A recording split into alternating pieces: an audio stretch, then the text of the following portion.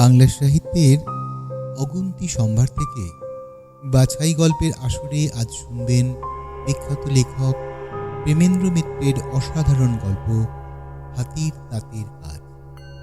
এই গল্পটা নেওয়া হয়েছে তার লেখা ভূত শিকারী মেজকর্তা এবং এই বই থেকে। প্রেমেন্দ্র মিত্র প্রথম বাঙালি যিনি নিয়মিত কল্পবিজ্ঞান গল্প উপন্যাস রচনায় মনোনিবেশ করেন। তার সাহিত্য রচনা শুরু হয় 1930 সালে রামধনু পত্রিকায় ছোটদের জন্য লিখলেন পিঁপড়ে পুরাণ কাহিনীটি। এটি তার প্রথম কল্পবিজ্ঞান রচনা। বাংলা সাহিত্যে তার সৃষ্ট জনপ্রিয় চরিত্রগুলো হল ঘনাদা, পরাশর বর্মা, মেজকর্তা এবং মামা বাবু। তাহলে শুরু করা যাক আজকের গল্প হাতির দাঁতের কাজ। প্রধান চরিত্রে লেখক পুলিশ কর্তা, জনৈক রেলযাত্রী ও চীনাম্যান। গল্প পাঠে জিৎ। এই কাহিনীর যেমন খুশি মানে অবশ্য করা যেতে পারে। প্রতিদিনের সাধারণ বাস্তব ঘটনার সীমা যেখানে শেষ হয়ে আজগুবির কিনারায় গিয়ে পড়েছে, সেখানে এই কাহিনীর জন্ম। নিজের মনের পাল্লা যেদিকে ঝুঁকবে সেই হিসাবে এই গল্পের রূপ বদলে যেতে পারে। শুধু ঘটনাগুলো আমি তাই নিরপেক্ষভাবে এখানে বলে যাব। ব্যাপারটা আরম্ভ যেভাবে হয়েছিল তা স্মরণ করলে এখনো আমি কেমন যেন একটা অস্বস্তি বোধ করি। সেই অন্ধকার বাদলার রাত, থেকে থেকে বৃষ্টি হচ্ছে, কিন্তু আকাশের অসহ্য গোবরটা আর কাটতে চাইছে না।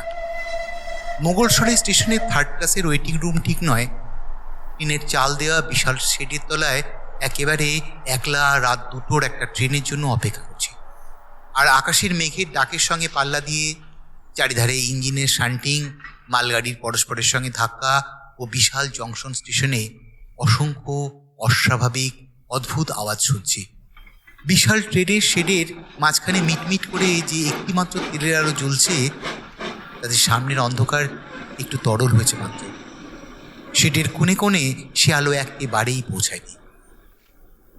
শেডটি শুধু যাত্রীদের অপেক্ষা করবার জন্য নয়, মাল রাখবারও জায়গা। একধারে টিনের চাল পর্যন্ত বড় বড় কিসের বস্তা স্তূপাকার করে সাজানো। আমি যেখানটায় ওজন করবার যন্ত্রের উপর বসেছিলাম, সেখানে পরের পর সাজানো পিপের পাহাড় অস্পষ্টভাবে দেখা যাচ্ছে। আর একপাশে কেরোসিন কাঠের একগাদা বাক্স ভালোভাবে টাহর করে দেখলে চোখে পড়ে।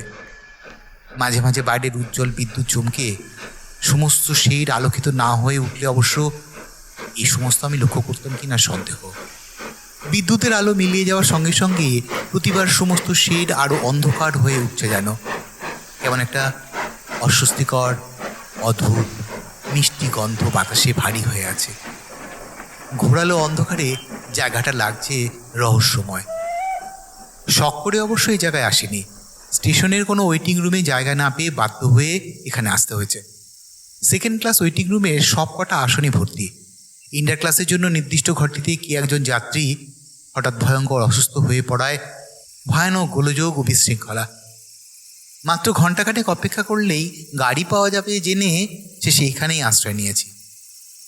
কিন্তু শেডের তলায় আর কোনো যাত্রী না দেখে প্রথমটা একটু আশ্চর্যই হয়েছিলাম। 3য় শ্রেণীর যাত্রীরা কি আজকাল আর ট্রেনে চাপে না?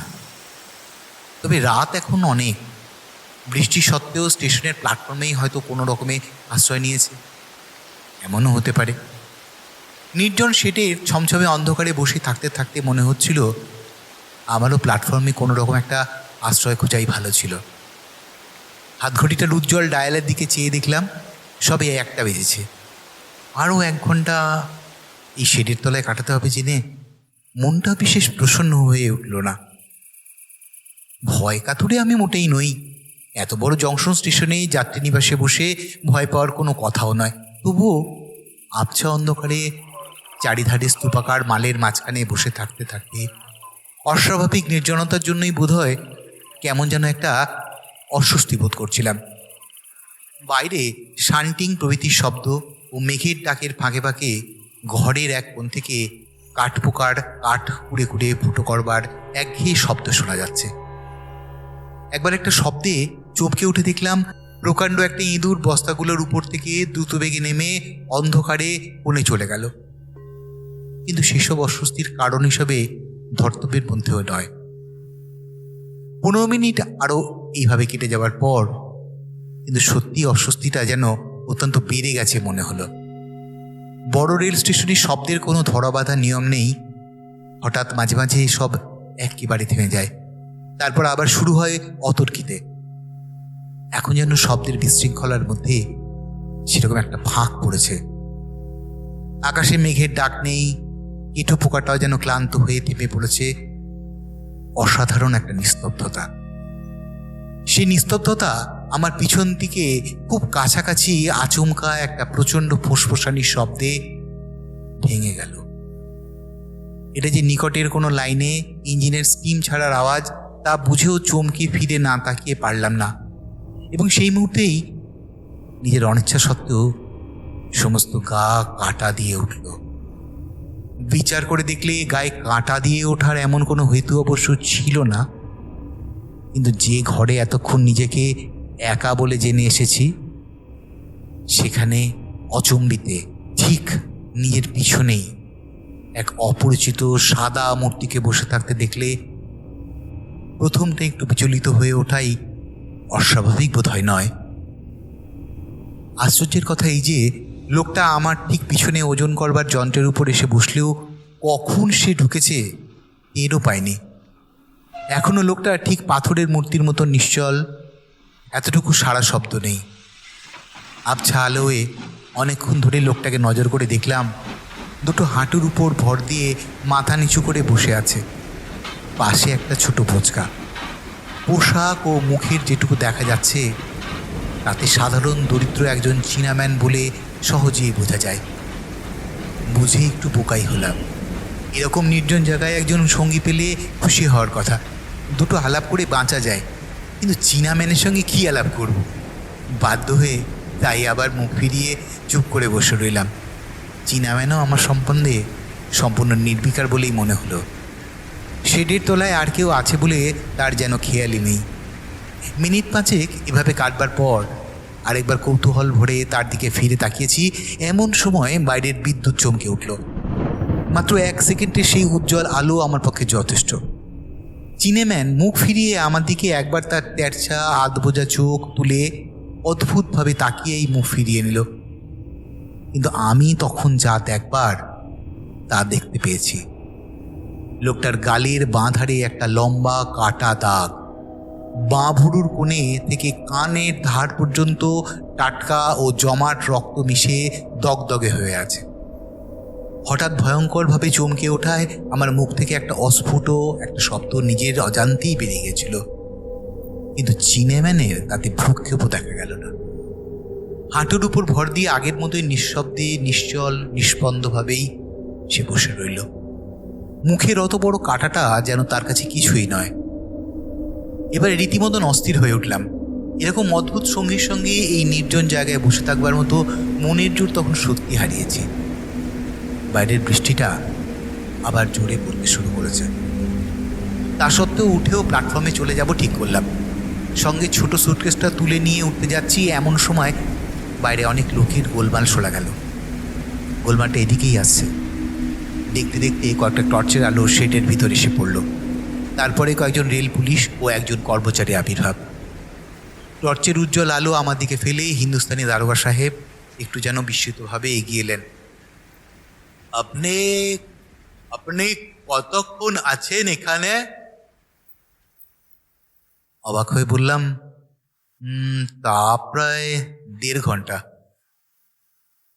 1.5 ঘন্টা? আপনি কি একলাই আছেন? একলা? না।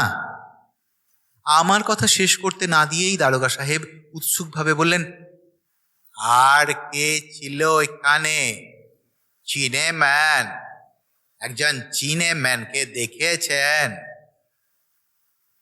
পিছনে আঙুল দেখিয়ে বললাম, ওই তো। কিন্তু বলার সঙ্গে সঙ্গে পিছন ফিরে তাকিয়ে একেবারে স্তম্ভিত হয়ে গেলাম। কোথায় সে চীনাম্যান? দারোগাবাবু আমার মুখের ভাব লক্ষ্য করে কৌতূহল ভরে বললেন, আপনার পেছনেই ছিল নাকি? এই তো কয়েক সেকেন্ড আগেই দেখেছি। মুখের বাঁ দিকে একটা কাটা দাগ। আমার শুকনো গলা দিয়ে কথাগুলো যেন বেরোতেই চাইছে না। পুলিশরা সব মুখ চাওয়াচাওয়ি করছিল। দারোগাবু বললেন, হ্যাঁ ঠিকই দেখেছেন, কয়েক সেকেন্ড আগে কি বলছেন, সে বেরিয়ে যায়নি কান থেকে? আমার জ্ঞান তো নয়। শেডের মধ্যে স্তূপাকার মালের পিছনে কোনো জায়গায় চীনাম্যান লুকিয়ে থাকতে পারে মনে করে পুলিশ তারপর তন্ন তন্ন করে খোঁজায়, আর কিছু বাকি রাখল না। কোনো চিহ্নই তার পাওয়া গেল না। কেমন করে সে 1 সেকেন্ডের মধ্যেই এমন অন্তরিত হয়েছে কে জানে। হয়রান হয়ে পুলিশ শেষ পর্যন্ত খোঁজা বন্ধ করে শেড ছেড়ে চলে গেল। আগাগোড়া এই অপ্রত্যাশিত ব্যাপারে আমি তখন স্তম্ভিত হয়ে আড়ষ্টভাবে দাঁড়িয়ে আছি। পুলিশের লোক চলে যাওয়ার পর হঠাৎ খেয়াল হলো এই শেডের ভিতরে একলা থাকা মোটেই আর নিরাপদ নয়। লোকটার কোনো পরিচয় অবশ্য দারোগার কাছে পাইনি, কিন্তু মুখে অত বড় ক্ষত নিয়ে নেহাত যে কোনো সাধু পুরুষ পুলিশের হাত থেকে পালিয়ে বেড়াচ্ছে না, এইটুকু বুঝতে পেরেছি।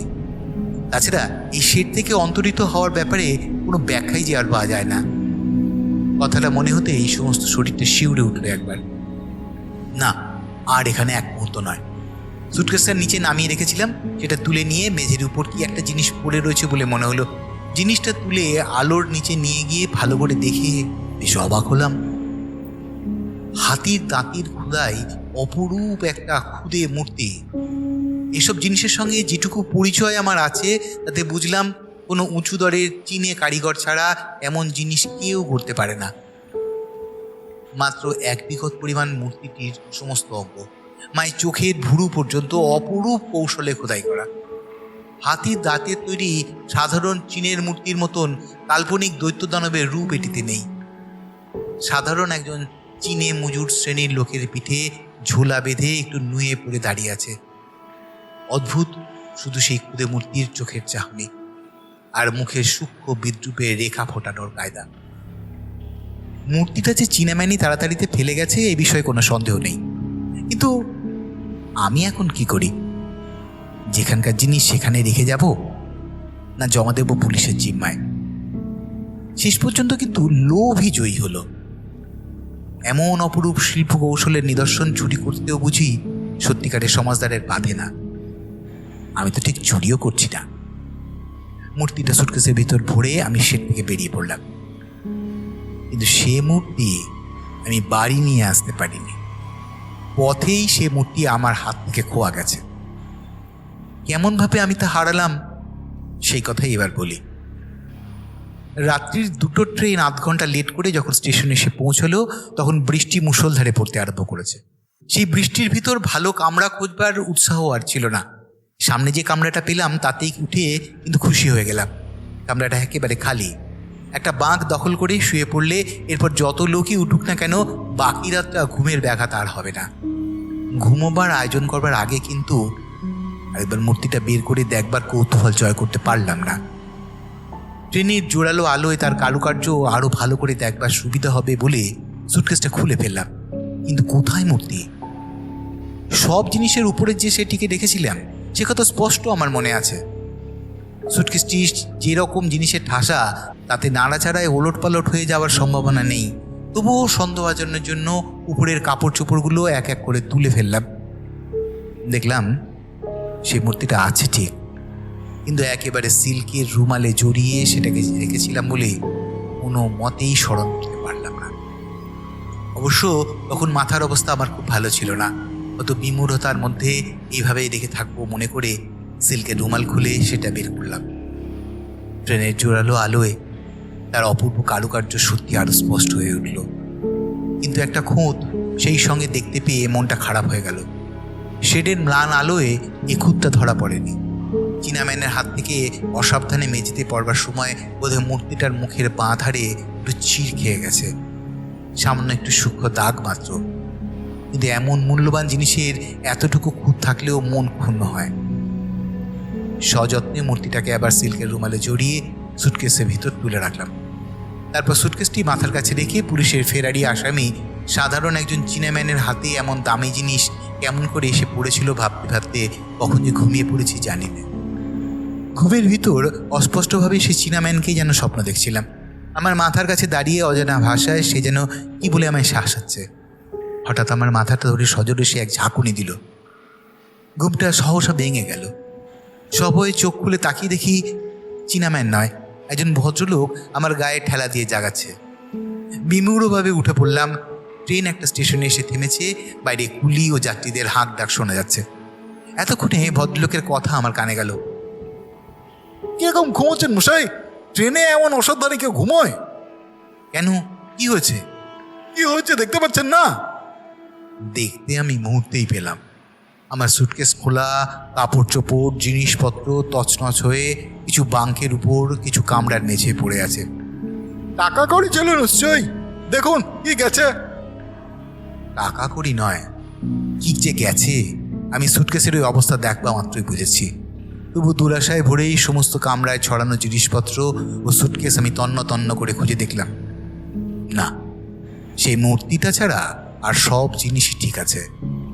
ভদ্রলোক আমার মুখ দেখে সহানুভূতি স্বরে বললেন, খুব দামি জিনিস ছিল বুঝি? স্টেশন মাস্টারকে খবর দিন এখনই। তারপর একটু থেমে কি ভেবে বললেন, ঠিক আছে, ট্রেন প্ল্যাটফর্মে থামবার আগে একজন চীনাম্যানকে এই গাড়ি থেকে নেমে গেল বলে মনে পড়ছে এবার। চিনেম্যান? হ্যাঁ, পিঠে একটা পোঁচকা সমেত। তখনও তো খেয়াল করেনি। তারপর কামরায় উঠে দেখলাম আপনার সুটকেসেরই দশা। ইস, তখন যদি আমার এই বুদ্ধি হতো। যাই হোক, পুলিশকে খবর দিন এই বেলা স্টেশন মাস্টারকে বলে। কিন্তু আমি সিল্কের রুমালটা হাতে নিয়ে বিমূঢ় হয়ে বসেই রইলাম। রুমালটার একধারে সামান্য একটু রক্তের দাগ।